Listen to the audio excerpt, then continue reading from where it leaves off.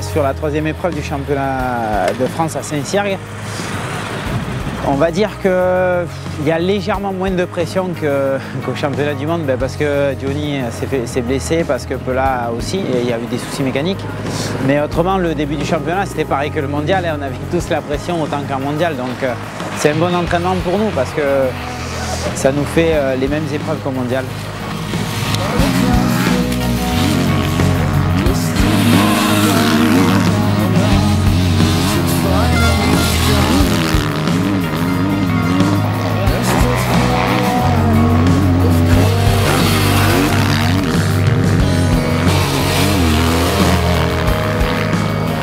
D'avoir deux mécanos et vraiment deux amis, ça englobe vraiment, comment dire, toute une bulle en fait. Donc ils sont tout le temps là derrière moi, pour moi, et Fred me connaît vraiment bien. Il sait quand je dois me remettre en question, il sait quand ça ne vient pas de moi.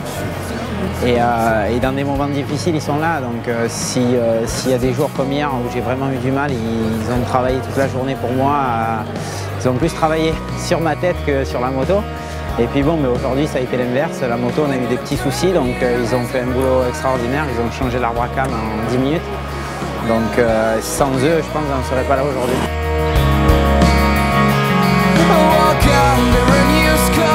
Tout est différent entre le motocross et l'enduro. Ça n'a rien à voir. Déjà, c'est tout le temps les courses en plein centre-ville. Donc on est à l'abord de gens qui ne connaissent pas du tout le sport motocyclisme. Donc ils découvrent une nouvelle discipline, de nouveaux gens. Et puis après, c'est des clubs qui organisent. Ils sont beaucoup de bénévoles. Et on les voit toute la journée. Des fois, on est un peu en galère, ils viennent nous aider.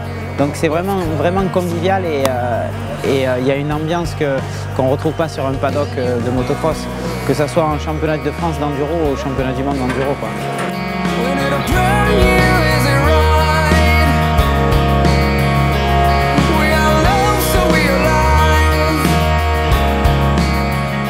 Disons que l'enduro depuis plusieurs années va pas trop mal, je veux dire, avec le plateau d'élite qu'on avait déjà avant, avec l'arrivée d'Antoine et d'autres encore pilotes de son niveau. Après, l'image que dégage Antoine de convivialité et je dirais aussi de pilote hyper rapide, c'est vraiment que positif pour l'histoire de l'enduro, parce que l'enduro c'est aussi ça, c'est la convivialité. Le championnat de France, c'est pas le championnat du monde, il y a les amateurs avec les professionnels. Et je trouve qu'aujourd'hui, c'est vraiment bien d'avoir des pilotes comme lui qui ont et de l'humour et du professionnalisme.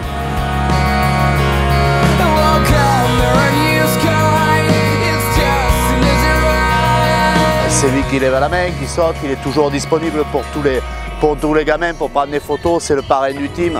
Ouais, ça fait du bien à l'enduro parce qu'il va très vite, il a la tête du mondial et en plus, très abordable, très sympa, il fait le show sur les spéciales.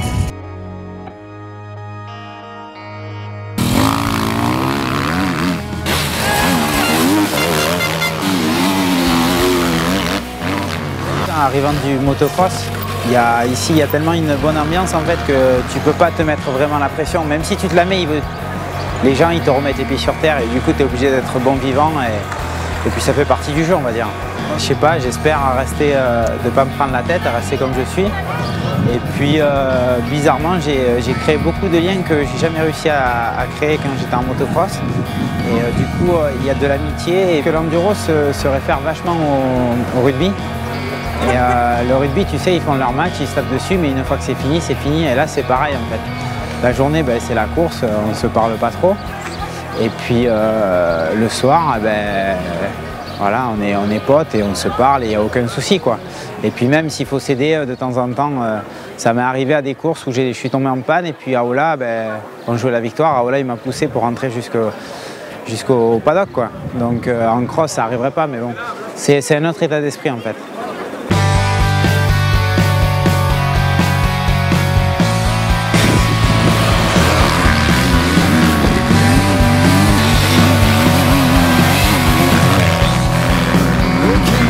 Antoine, c'est un pilote et un personnage un peu atypique parce que c'est un peu l'enduriste il y a 15-20 ans, c'est-à-dire OCH, bonne bouffe et bonne ambiance, bonne rigolade. Par contre sur la moto, on arrête de rire et on met du gros gaz et c'est un mec en or, quoi. Ce côté un peu foufou et gens foutiste, je pense que c'est juste pour se dégager de la pression, pour se mettre la pression. ayant travaillé avec Jackie Milon, il m'a appris la sophrologie, donc j'essaye de faire la part des choses. Quand il faut rigoler et quand il faut être concentré, donc à l'entrée des spéciales, j'essaie de faire le vide pour bien me vider et me concentrer sur ma spéciale.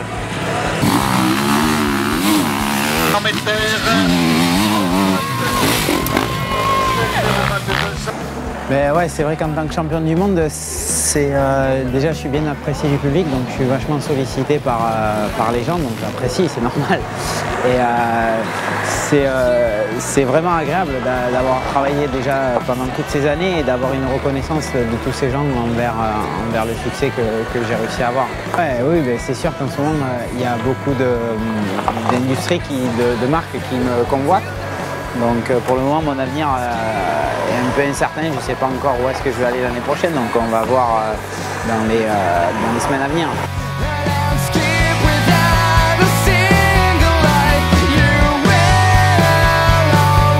Donc j'espère que vous avez apprécié ce petit week-end en ma compagnie et vous pouvez me retrouver tous les mois dans des vidéos conseils sur toubisport.com.